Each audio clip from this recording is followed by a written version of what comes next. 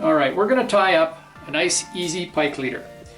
We're going to start with a chunk of 50-pound test monofilament about 4 feet long. And in one end of it, we're going to put a loop. I like a perfection loop because it's really easy to tie and it's compact.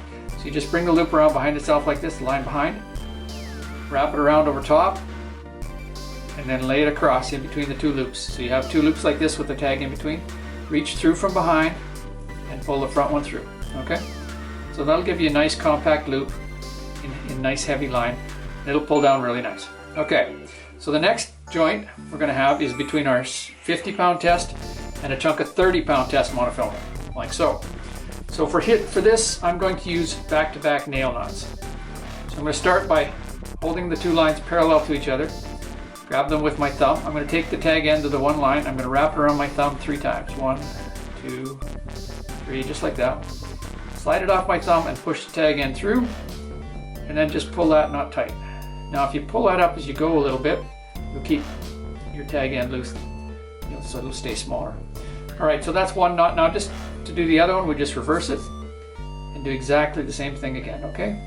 So I'm going to wrap it around my thumb 3 times. 1, 2, 3 times. Slide it off my thumb, push this through,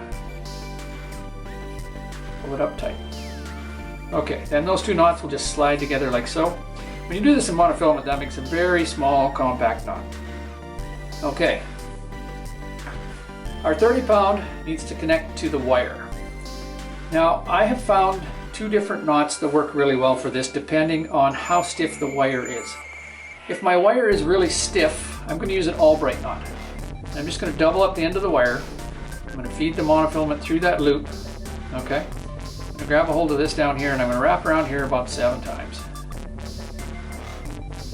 Like so. This is only going to be 5, but I'm going to run out here. Just feed that back through and slide it up. Okay. And that knot will grab the wire nice and tight. And that makes a really good connection for stiff wire. If the wire is not stiff, but fairly supple, like some of the newer wires especially, are really, really soft, almost like monofilament, then I use just a double surgeon's knot, where you just take the 2 ends side by side and just tie an overhand knot with 2 of them, like so. Just pull them both through, okay? And then I'm going to come through one more time with both of them, just like so. And then pull that all up nice and tight. That'll give a nice compact knot that works well with 2 pieces of line that are approximately the same stiffness. Okay, the last step is to attach the fly. So go to the end of my wire and I'm going to tie an overhand knot, just like so. Okay, so I have a nice, simple little overhand knot. I'm going to tie another overhand knot a little ways up the line, like so. I'm going to leave this loop open a little bit. I'm going to take my fly and I'm going to run this small one through the eye, back through the other knot, and then pull that tight.